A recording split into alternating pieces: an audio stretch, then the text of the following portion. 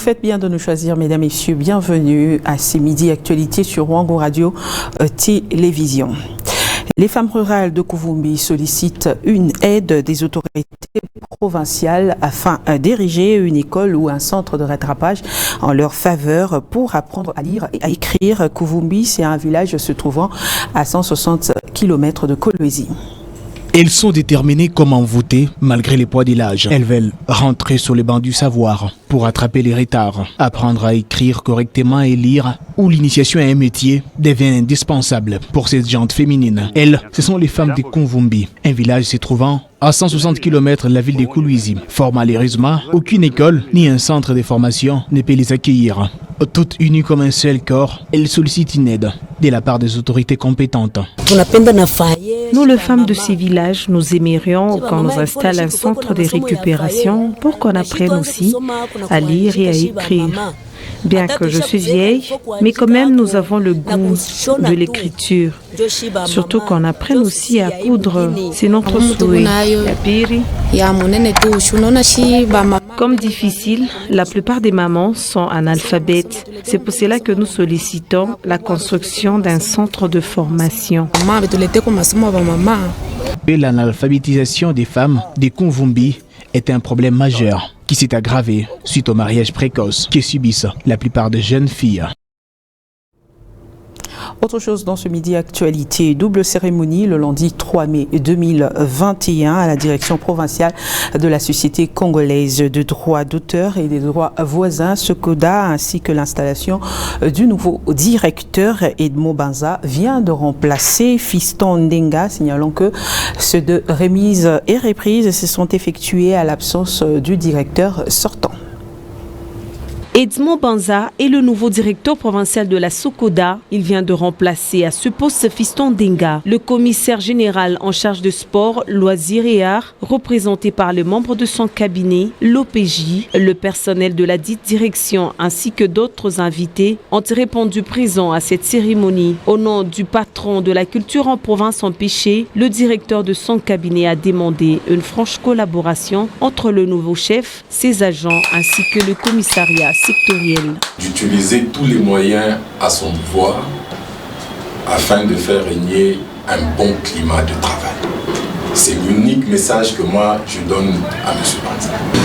Aux agents, je demande juste leur pleine collaboration.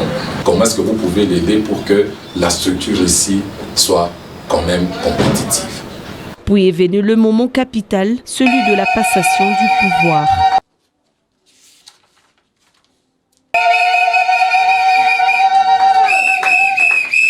Après sa prise de fonction, Edmond Banza n'a qu'un seul défi à relever.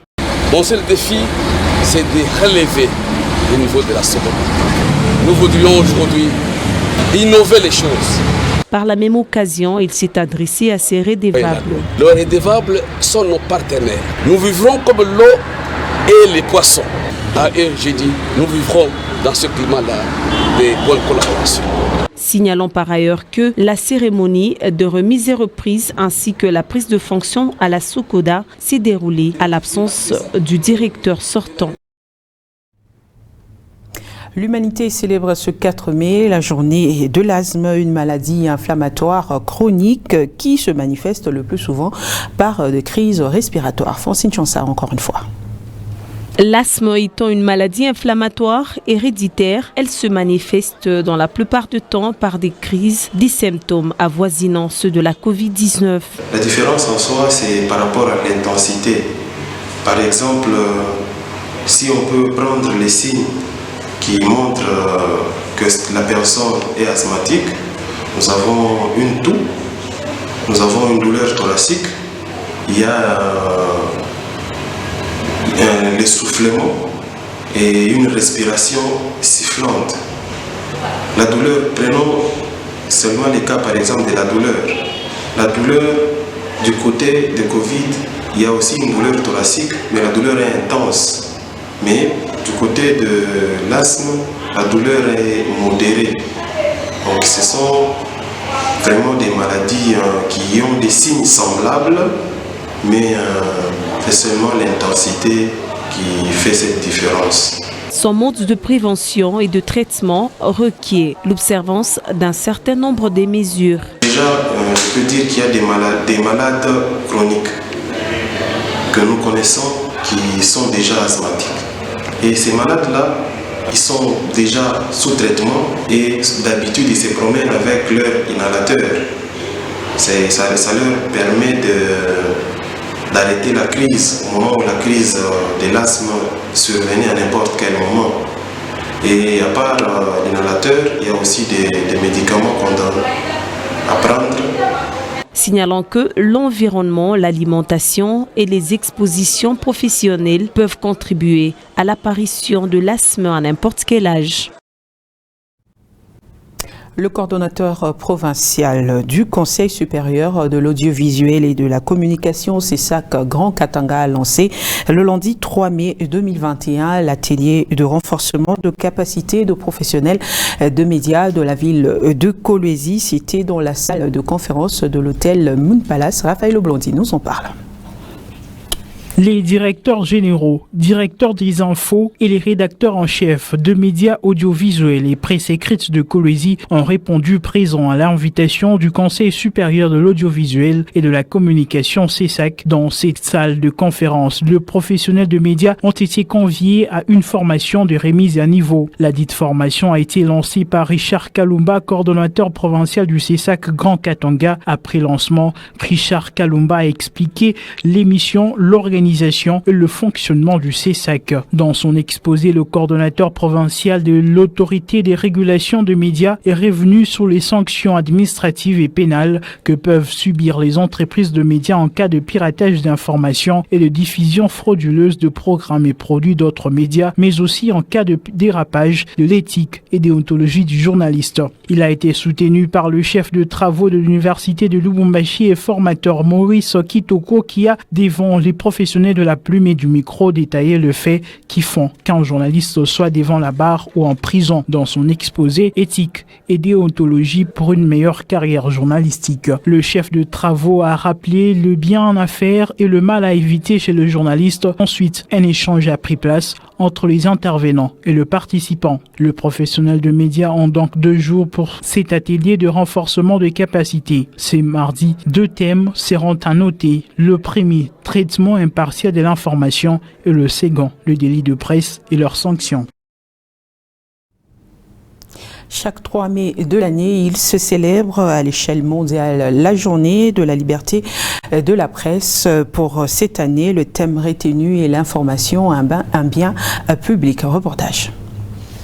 Considérée comme une pierre angulaire des droits d'une personne, mais aussi une assurance que les autres droits, la liberté de la presse semble être étouffée. Au Lolaba, les chevaliers de la plume ne parviennent pas à mieux exercer leur métier. En fait, je dirais que ici, ce concept est encore peut-être très mal connu, peut-être mal digéré, parce que vous savez, nous sommes dans un pays de jeune démocratie et c'est toujours difficile que certains acteurs, certains dirigeants comprennent ou même acceptent ce concept-là, cette liberté d'expression.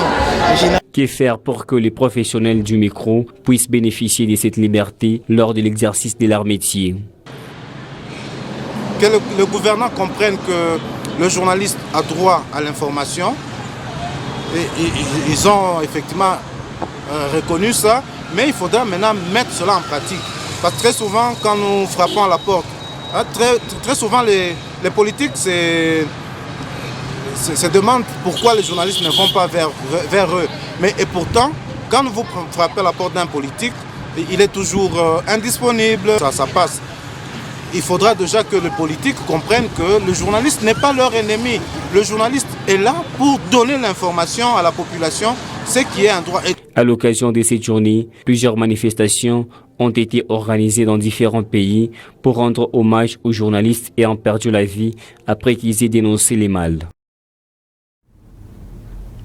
Dans un message télévisé sur la chaîne publique, le président de la République proclame l'état de siège en Ituri et au nord Kivu. Félix Tshisekedi exhorte les professionnels des médias, les hommes de Dieu et tous les Congolais à soutenir les forces armées pour les retours de la paix dans cette partie de la RDC. j'ai décidé de proclamer l'état de siège sur toute l'étendue des provinces de l'Ituri et du Nord Kivu. Des dispositions subséquentes seront annoncées dans les heures qui suivent. J'invite dès lors chaque Congolaise et chaque Congolais, où que vous vous trouviez, à une mobilisation totale pour faire front avec nos forces armées déployées pour sécuriser notre territoire. Nos vaillants militaires doivent être appuyés par une prise de conscience collective de tous leurs compatriotes à titre de réconfort et leur serment de défendre la patrie et l'intégrité du territoire national. À cet effet, j'exhorte le peuple congolais tout entier à adopter pendant cette période une attitude responsable à tous égards. Ainsi donc, je recommande plus particulièrement au gouvernement de la République de ne ménager aucun effort pour assurer la logistique nécessaire aux forces armées déployées au front. À la classe politique tout entière de ne mener aucune action de nature à saboter ni à décourager nos forces armées. Aux hommes et aux femmes des médias d'appuyer à travers leurs programmes respectifs l'action des forces armées. Aux populations locales de coopérer étroitement avec les autorités militaires déployées en dénonçant les ennemis du peuple et toute complicité à quelque niveau que ce soit. À toutes les couches sociales. Et en sport, avant de mettre un terme à ces midi actualités, Vodacom Ligue 1, le derby du Lualaba entre Simba et Blessing s'est soldé à l'avantage de Blessing FC qui s'est imposé par 1-0 grâce à l'unique réalisation de Chibangu Kaninda à la 54e minute. Explication King David Bonzé. Les Bénis se sont bien tirés du derby de Lualaba face au FC Simba Kamikaze. Les deux équipes qui se connaissent bien étant basées toutes dans la même zone se sont bien neutralisées en première période. Chacune avec son temps de jeu a brillé par le manque de réalisme avant que Blessing se mette sous orbite grâce à une belle reprise de Chibangu Kaninda à la 54e minute. Ne fait que constater les dégâts.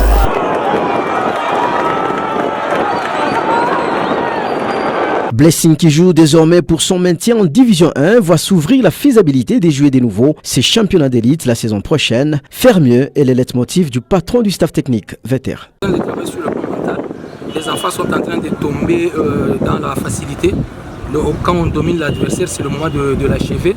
Mais eux commencent à s'amuser. Vous savez que le match se joue en 2 temps. Donc, si vous êtes dans votre temps fort, il faut chercher à faire mieux. Dans le temps faible, il faut chercher à se défendre. C'est ce que nous sommes en train de faire. Du côté des Simba, les Kamikazes voient s'effriter leur chance de maintien. 12e classé Simba FC n'est qu'à 2 pas de la zone de relégation. Un sentiment d'un travail moins couronné pour Omer Mbayo, les coachs titulaires. Moi, je n'ai pas reconnu mon équipe. J'ai joué au foot, je sais ce qui s'est passé. Tous les ballons avortés. C'est dans la dernière minute qu'on a essayé de jouer. On va voir comment est-ce qu'on va évoluer avec le championnat. Blessing et Simba FC demeurent le club thermomètre du football Lualabé. Fin de ces midi actualités, mesdames, messieurs. Merci à vous de l'avoir suivi, mais toutefois l'information reste en continu sur www.wango.info. D'ici là, portez-vous bien.